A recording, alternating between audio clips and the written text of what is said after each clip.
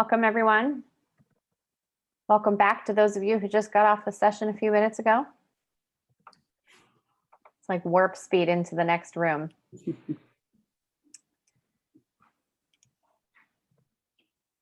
We are going to wait a few seconds to allow everyone some time to join the session.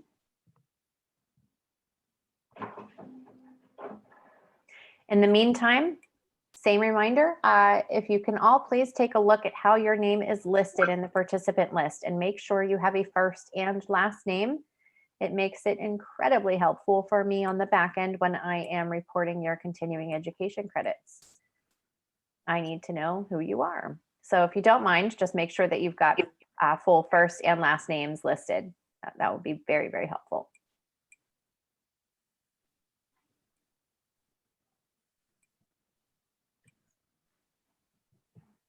I know there's one I'm going to pick on you that's logged in right now with like a organization name.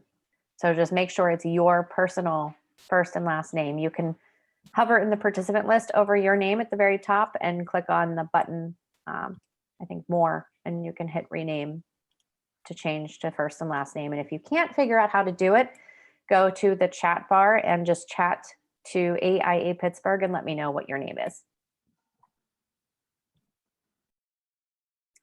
And with that, I think we've still got a few people trickling in, but in the interest of time, we'd probably like to get started.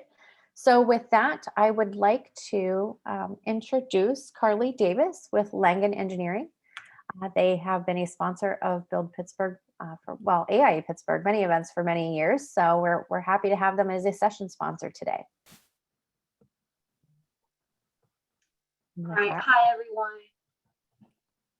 My name is Carly Davis. I'm with our local office in Pittsburgh with Langen. I've been with Langen for about a year and a half now. I am one of the site civil project managers for the office. I work primarily on large e-commerce warehousing developments, but we have several other project managers who work on all other aspects. So I wanted to just give a brief introduction to Langen and what all services we provide. I think you guys should be able to see my screen. Langen is a full service site development design firm. We have geotech, site civil, as I mentioned, landscape architecture, site surveying, traffic engineering, environmental. Basically, we do everything from the ground down when it comes to development. We were founded in 1970. So last year we celebrated our 50th anniversary. We've got over 1,000 employees nationwide with 36 offices worldwide. We actually just also opened up an office in Austin, Texas, as well as in Chicago. So we're expanding as rapidly as the market is expanding. In Pittsburgh, primarily, we have been here for over 10 years in this region. We've got over 50 employees in our office right now. Well, I should say right now we only have about 4 of us in here, but we have 50 employees working with us. Specifically, we have site civil, which is my group that I work with. We've got a geotech group, environmental group in-house. We also have traffic within our own group. And then we have landscape surveying from Cleveland that help us out most of the time. And then we've also got GIS and data management within our group here in Pittsburgh. So that's just a little bit about Langen and what we do and the services that we provide both in Pittsburgh and around the country and in some places worldwide. So with that, I'm going to turn it over to Bia to help to talk about the biosymmetry in architecture. Thank you very much. And just a second, I have to ask my husband to shut up for a second. Here we go. Apologies. He loves his phone calls. All right. So I will share my screen and we can start. Actually,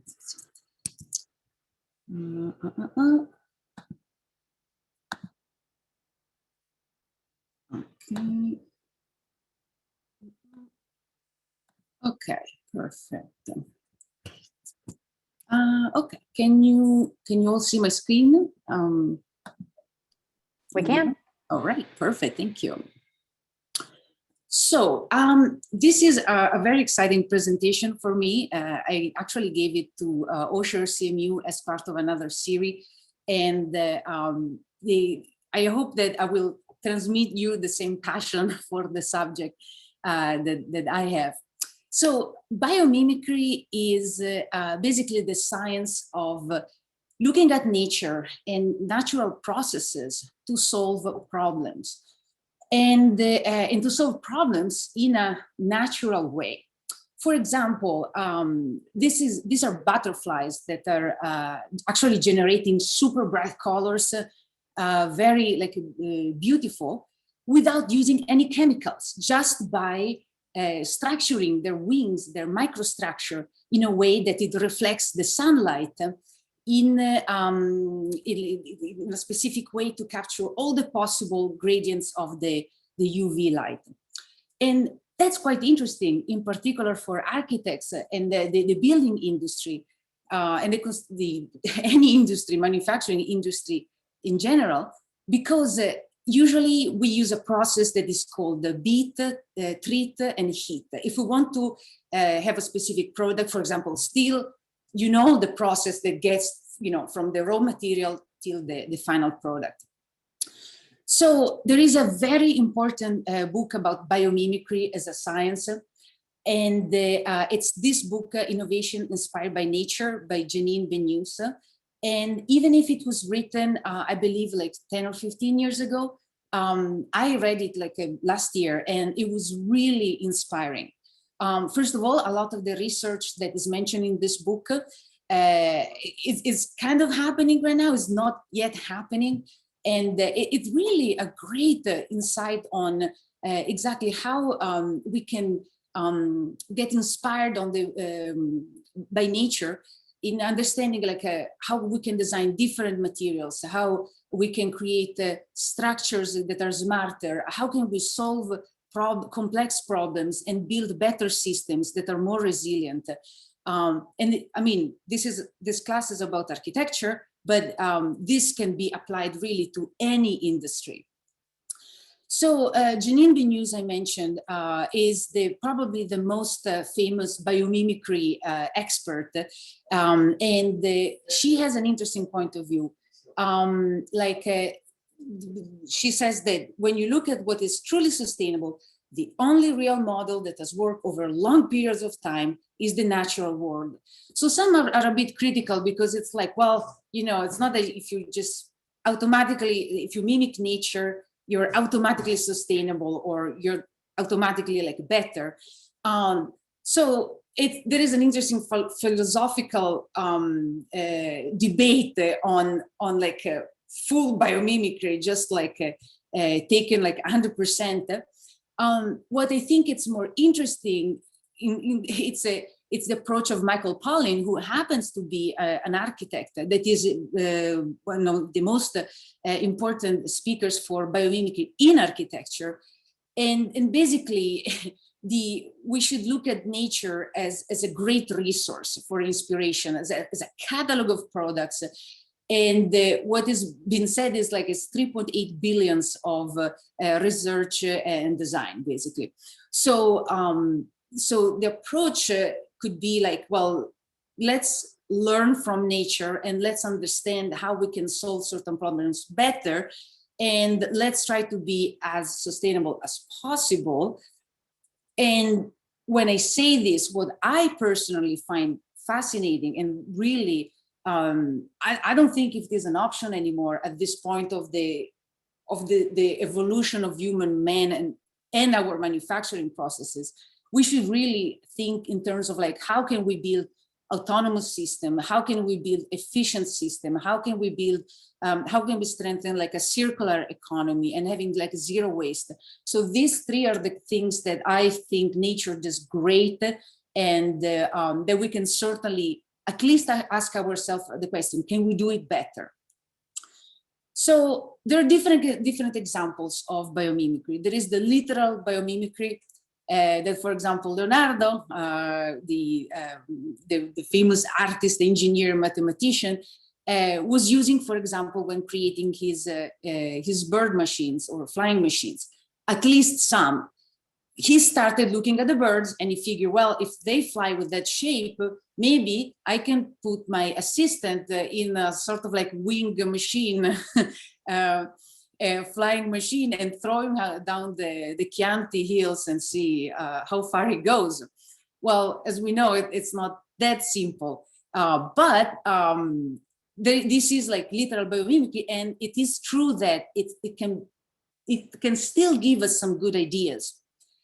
What's more interesting maybe nowadays with all the technology we have is the bio-inspired biomimicry. So it's really the understanding of the processes, and then how we can use those same processes to solve other problems. So for example, George de Mestral in 1952 famously noticed how burr flowers were sticking on his dog, and he figured, what can I do about that? And so after some trial and errors in thinking of it, he took a natural process and he came up with an invention, the Velcro. And this has nothing to do with flowers. It's just like an easy to use sticky, semi-sticky surface that has this microstructure. So there are different levels of biomimicry. We can have biomimicry at an organism level, understanding the how, for example, the butterflies, the structure of the wings do certain things. A behavior, so understanding how an organism behaves in a larger context, and say, okay, well, this is what we can do as well. And then at the ecosystem level, like trying to mimic how the bigger system works. I'm putting in here compost, for example, so the idea that it's really like a big circle of circular economy, circular process, but we will see other examples of ecosystem level. Some famous cases of biomimicry, you may be familiar with the bullet train that was invented actually even before the 1990s. And in Japan, it's this super high speed trains. When they were entering into tunnels and galleries, they were making the sound of an explosion. So in 1990, they optimized the Shinkansen so that, inspired by the Kingfisher, basically they designed the front in a very aerodynamic way, like the bird, so that it doesn't create noise. And the bird does that because they want to catch fishes. And if they make a big splash when they enter the water, the fish is gone by the time they're in the water. So this is probably the most famous example. This is another interesting one. Mosquitoes that are very annoying, but they're being studied to create the needles that are basically painless. Like how can we do that in a smarter way? This is the close-up photo of a gecko, and you may think that the question is, how do they stick on everything? Well, actually, the question is, how do they stay clean? Because they stick everywhere. You figure out they must be quite dirty. Well, they have a system of setae that they're elastic, and every step they do, they snap, and they kind of like shake off the dirt. They're designing shoes with this technology, or inspired by how geckos stay clean. This is actually very relevant and quite interesting. It is known that the skin of sharks is very very clean. Sharks have to keep clean, and basically their skin repels bacteria thanks to their microstructure that was used, for example, by Sharklet, which is a company. They do different things, and their products can be used, for example, as a film on high-touch surfaces. So they collect less bacteria by microstructure, and they are easy to clean, but can also be used for like ventilators. And it is proven that Sharklet technology ventilator inherently has less bacteria left over after being used. So let's dig into architecture and design. And I kind of have to Okay, perfect. I'm spot on with the time because I have a lot of wonderful slides, but need to keep moving. So you may be familiar with the idea of the golden proportion and how in history there has always been fascination for nature, the proportion of natures, the Fibonacci, well, let's say that now we call it Fibonacci proportions, but the idea of spirals and all the shapes of nature and shells has been very, very important, an important source of inspiration.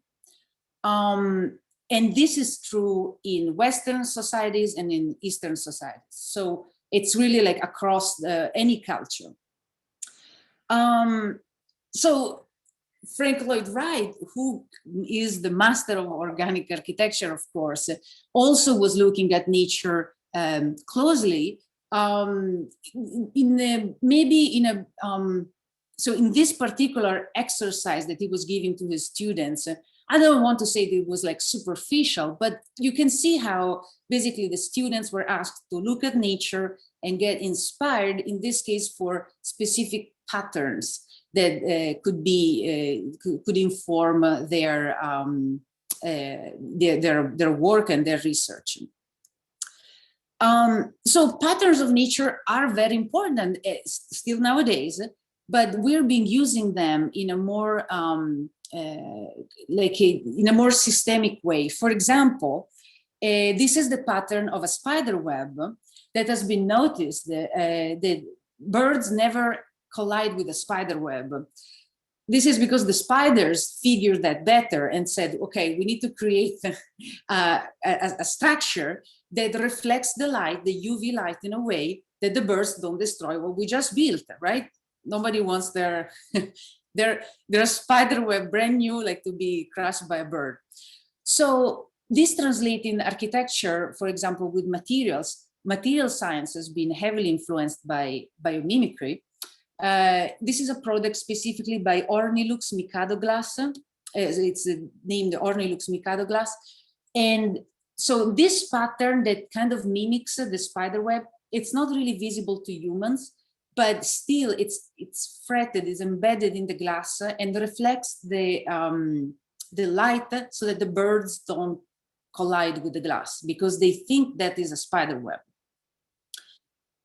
To bring things to a more 3D level, of course, like biomimicry, we want to mimic not only the patterns, but also the structures. There is a lot can be useful if we look at nature.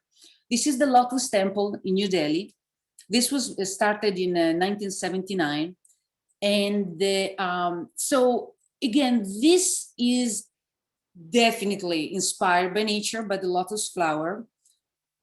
It doesn't open or close in like the civic arena, for example. This is just like a structure that is static. But at the same time, for example, it's built in a way that the ventilation can move around, it's semi-open. It allows light to come in a certain way.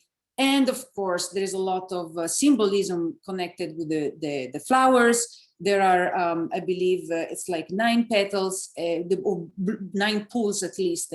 The 9 pools have a specific meaning in the religion. So again, it's not like, it's still like a simple level of biomimicry, but boy, it's quite a project and it's a great idea. So bringing it up another notch, let's talk about the Sagrada Familia, for example, where Antoni Gaudí in Barcelona definitely was inspired by trees. Okay, so he was conceiving his columns literally as trees and creating like a forest. He was also using famously the catenary arches. So all the structures were tested with the topsy-turvy, upside-down models and mirrors. If you ever are in Barcelona, I highly recommend visiting it. And so, okay, he solved the structural problem with gravity, which is probably the most natural thing we have. But on top of that, he also like used this as as like a built forest. And this is a very good idea that in 1998, one of among many, but Santiago Calatrava, for example, took as an inspiration. This is actually in Lisbon, so it's in Portugal. But again, the idea of having like a forest of trees that are creating a canopy that creates shades. And if you ever are in Portugal, you will know that you will need shade, also because the floor is done with like this white pavement treatment that is reflecting the light, and basically you really need to be protected. If you don't have trees, or if you cannot maintain trees, that's how he solved it, you know, very transport infrastructure context. Other famous examples for biomimicry are related to how to provide thermal comfort. So we can learn from the nests of termites, how they create chimneys that allow air to circulate, or also the jackrabbit, how the ears of the jackrabbit can disperse the heat, the heavy heat of the desert. So this is an example in Zimbabwe. It's actually quite interesting. And again, I think also was built in around the 90s. It is interesting because it's a mixed use building. It has residential and commercial spaces. It is massive. It is in Zimbabwe and does not have air conditioning. And basically it's conceived as a sort of radiator, it radiates in the sense that it radiates heat out and is able to keep the cool air inside. I mean, I forgot the stats, but like if you look at the savings of energy per year, it was like really impressive. So other examples of biomimicry that are quite famous are any examples that are deal with the structures. So structures, for example, how to cover complex topography. So this is a project, the Eden project in Cornwall, UK, and basically the site used to be a former stone quarry. So the topography was, you know, the stone quarry was left with a completely uneven ground level, so to speak. So the problem here for a botanical garden was how we can create the structures that are like huge and they can mitigate this this hard topography. So the solution here was to create hexagons. Like we use hexagons and create bubbles of FT material, and this really allowed to not only to cover like a larger span, but also to exactly like deal with the difficulty of the ground level, or the attachment to the ground level.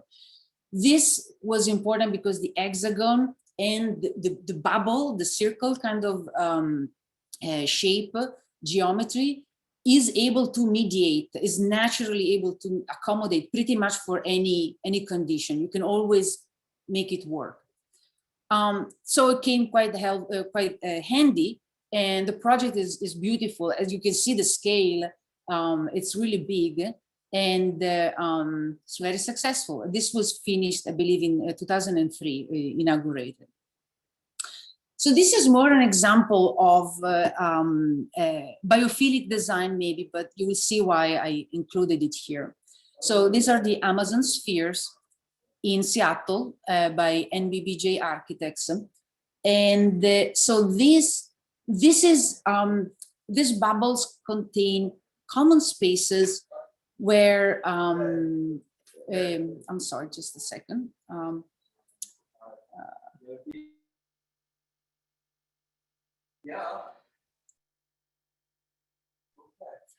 So these spaces contain basically common areas for for meeting. It's more than offices. It's for Amazon employees to gather like in an informal way. I mean, it's quite magnificent. And it is possible to visit if you follow if you basically find an employee, or if you go on their website, you can organize a tour with somebody from Amazon. But the idea is to create these bubbles, again, like quite big, and are able to contain entire trees.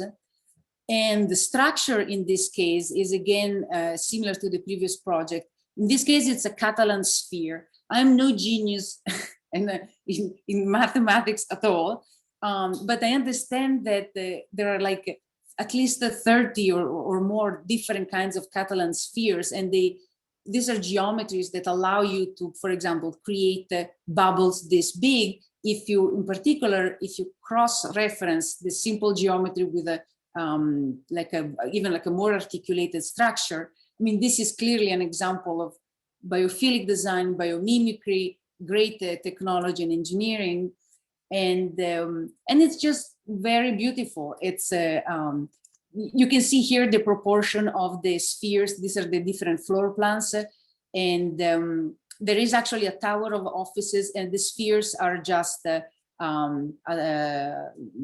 space, like common spaces, basically, that are really unique. Another interesting example by Herzog and de Meuron and Ai Weiwei is the Beijing National Stadium that is was really mimicked to around the nest. There is no other way to put it. It was a nest. It was basically structured as a nest, probably with also a lot of redundancy. And I found some photos of the construction. It must have been like quite some engineering to make this huge nest. But again, it becomes a beautiful sculpture. It's a very iconic building, and it's inspired by something simple like a bird nest. So this is an example by Michael Pollan's office, the architect that I mentioned at the beginning. It's not built, but it's what he calls the biomimetic office. And basically it's done in a way, the building itself gathers as many good ideas inspired by nature to collect light. Actually, the lower level is designed almost as the eye of a fish that lives in the very bottom of the sea and is able, because of the lenses, so to speak, in its eyes, to capture light in a certain way. So everything is mimicked and inspired by nature, and it's quite an interesting project. So let's talk about other things, like more in the material science, which is also important. So you may have heard of the bioconcrete, concrete that heals crack. We could use it in Pittsburgh for sure.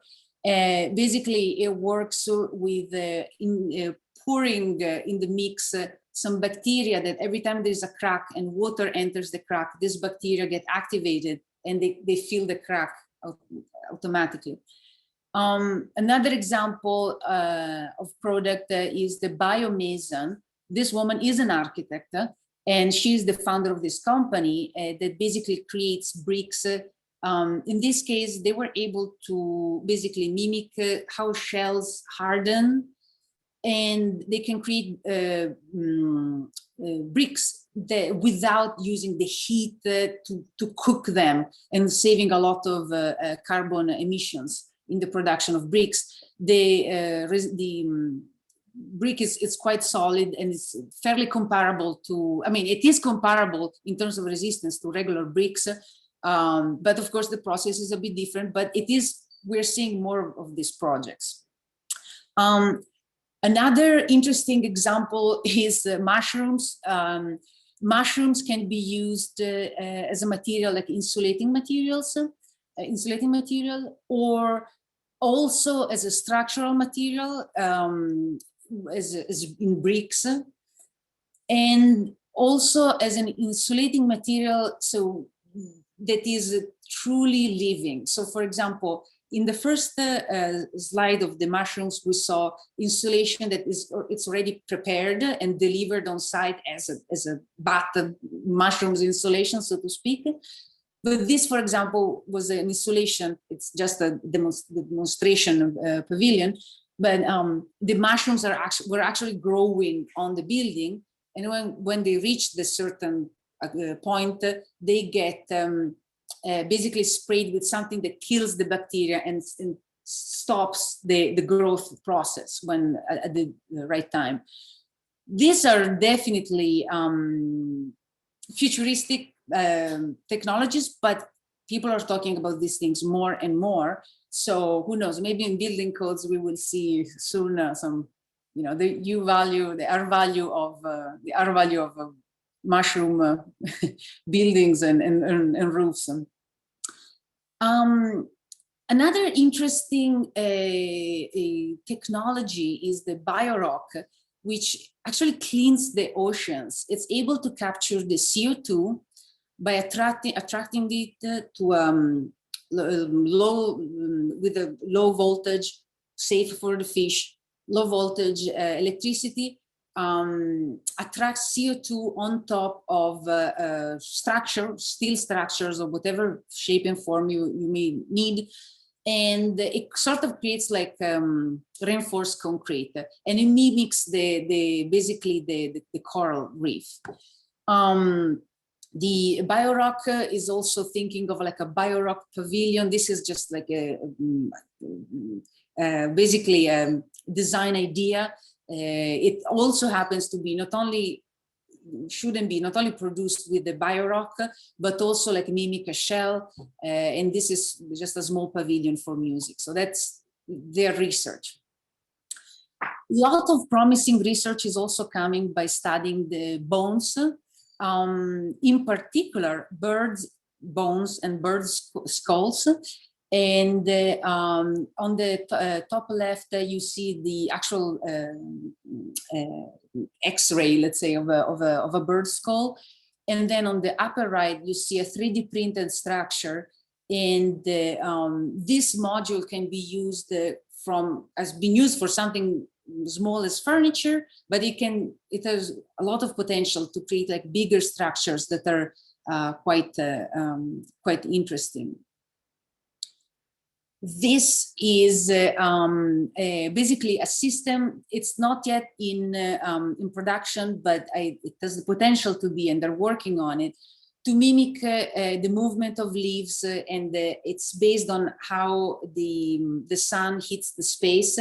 And in particular, this glass that has almost micro leaves between the glass, the glass sheets, and so can open or close, creating shades as needed based on the sun. The technology is called Invert by the firm Dozu. And these are all architecture firms. Usually it's architects that lead with their design.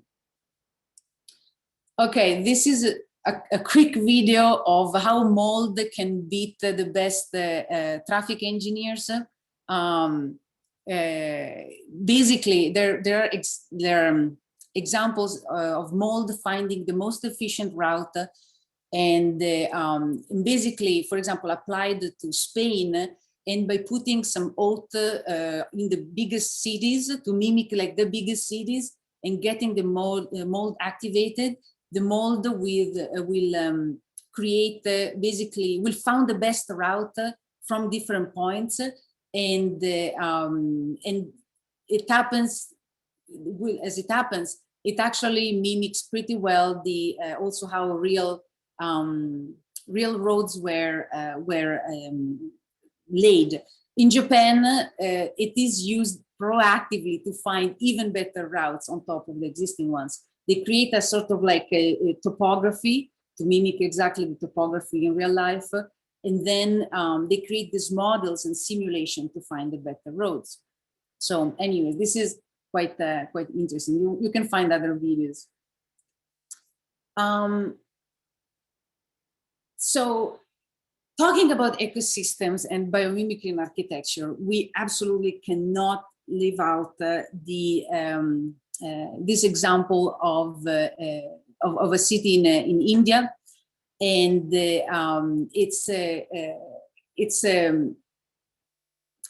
it's basically the biggest exercise in creating a city that manages stormwater just like a forest. And what happens is the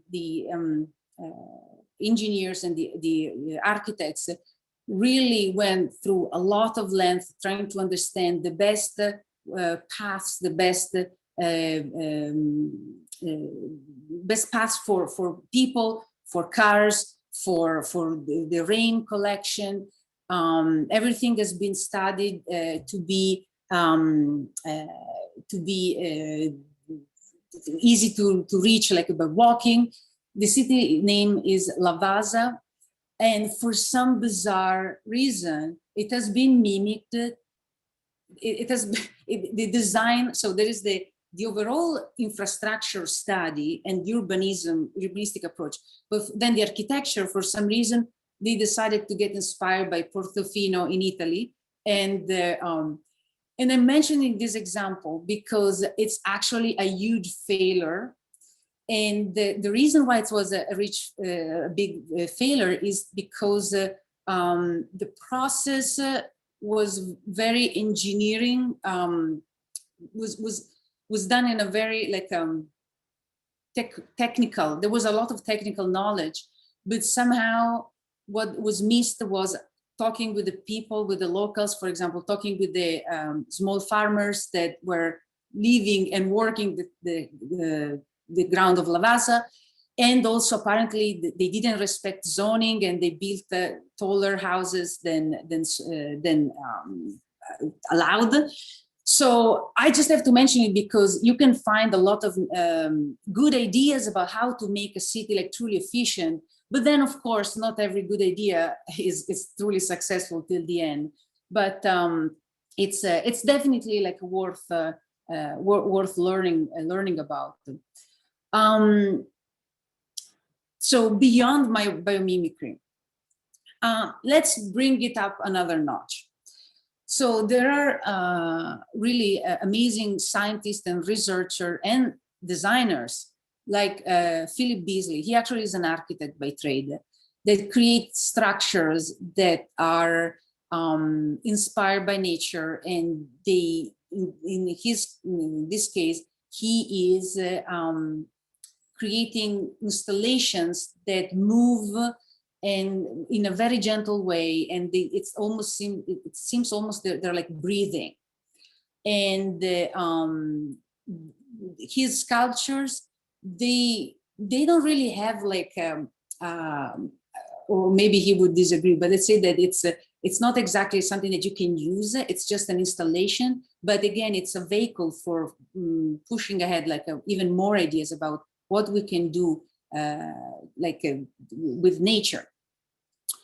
And another interesting research is Jenny Sabin creating artificial intelligence, basically installations like this one at Microsoft, where by virtue of certain cameras and sensors, the structure can interact with the participants. There are some lights changing, and literally this structure can smile back at you.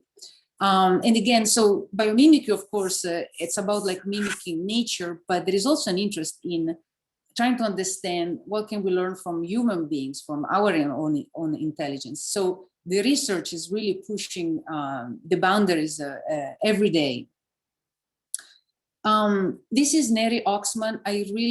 I'm really a fan of her work. She actually spoke at the AI National Convention, I believe, in 2016 or 18. And she is at MIT, and she develops really important, like very progressive structures. Like this one is basically chitin, 3D printed chitin, like a crab would be made of. And she interrogates on how we can create materials that can interact with their purpose. For example, like imagine a vase that would not only contain flowers, but also nourish these flowers. That's the kind of questions. This is another project. It's basically a warm silk 3D printer. There is a substrate, hexagonals. The hexagonals you see are man-made, but then on top of that, well, there are also some cables to aid the worms. But this is like, once they put the worms in place, the worms create this like fabric on top of it.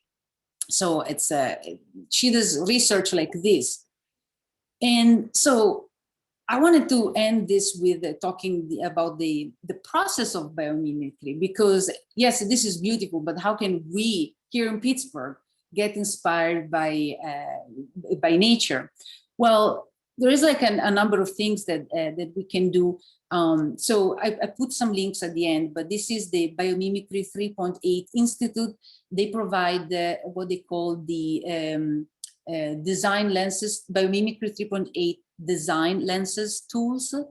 And so there are basically two main approaches. There is the biology to design approach, as they define it here, which is most appropriate when your process initiates with an inspirational biological insight. You notice something in nature and you discover a natural model and you're like, well, how could I use this? So like this is one possible approach. The other approach is challenge to biology. So saying, okay, I have this one problem, and how can I find like a better solution to solve it? What I put here now is something that actually I found like useful for my personal research. It was biology to design process. And for example, after you notice something, you can start like abstracting the biological strategies. You can start by identifying functions for the strategies, understand the context, where could you apply this the strategies, and then like starting like generating ideas, emulating nature, like testing yourself. I put measuring in brackets because personally I was not able to really like ever measure like my own research, but at least I keep thinking of ideas.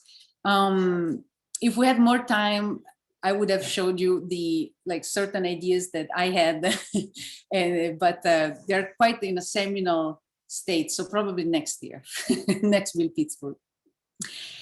So as we approach the end of class, I also want to leave some time for questions and answers.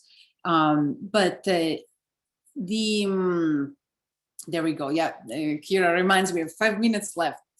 So what personally really drove me to biomimicry is the idea of asking a better question. So what do you want your design to do? That is the biomimic approach. For example, if you think like, can you design a new bulb, right? Think of a new bulb and you're like, okay, well, I know how a bulb is, so I can make it square, I can make it long, thin, curved, different things, but it will always look like a bulb. But if you think like, well, you know what, the problem is not so much about the bulb, like whatever. The problem is I need light. How can I generate more light?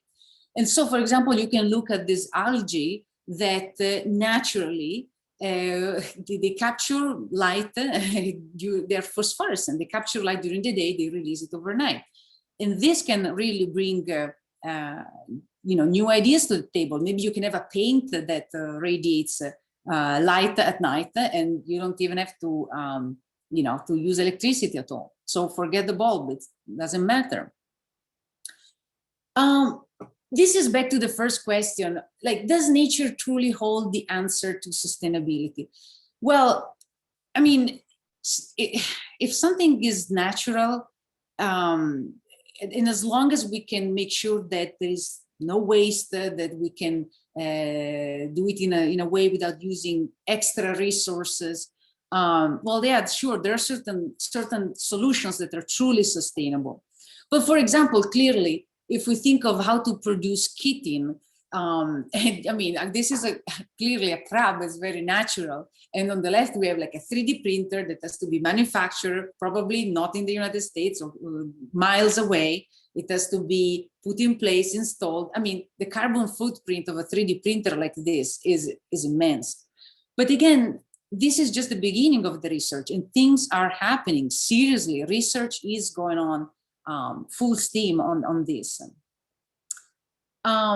So if you want to look for some ideas, or if you need to find inspiration for your own projects, these are excellent websites. They're kind of all connected. The Biomimicry 3.8 is the institute that is the most important institute for biomimicry studies. Ask Nature is a website where you can literally type a question: how do I insulate better? And you will find like all possible solutions on how to do something better. And Synapse also is interesting.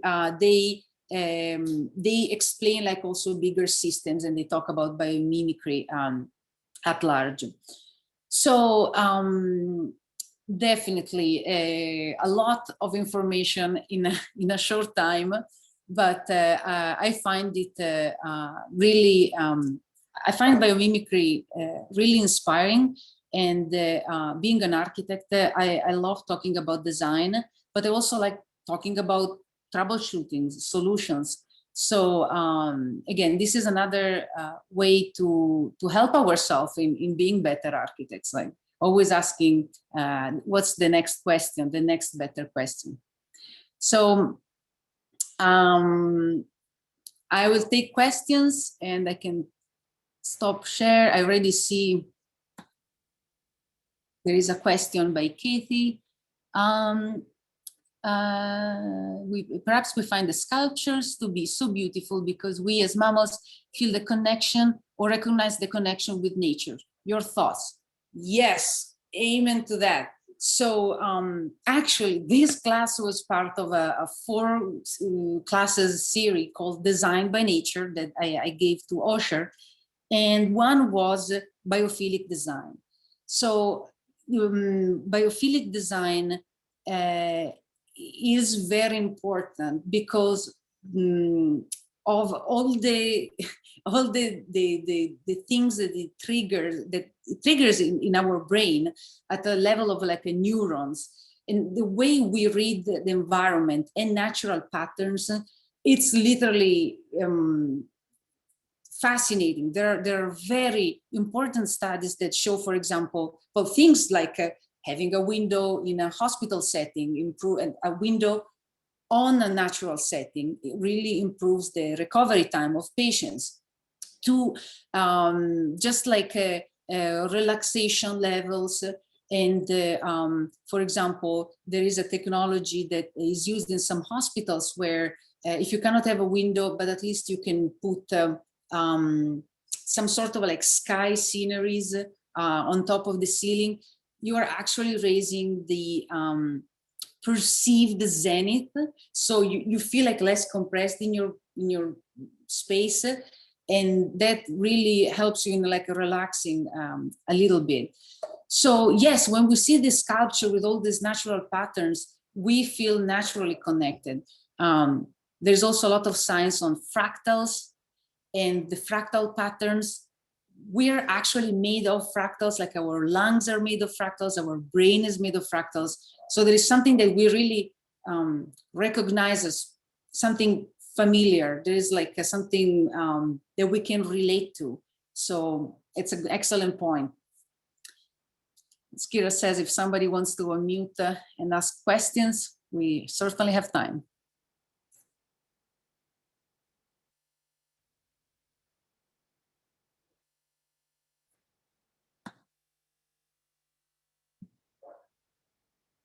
Mhm. No questions. Also, yeah, if you also want to write in the chat, I know it's a lot to take on, but it's fun. So I want to bring fun in design. Okay, well, last call for any questions. No questions, but Bia, it was very interesting to get your insight on this subject. I appreciate that. Thank you. Yeah. Okay, well then with that, I guess we will wrap up the session. Thank you, Bea. Thank you. And thank you to Langen for sponsoring today's session as well. Take care, Absolutely. everybody. Thank you. Bye. Thank you. Bye.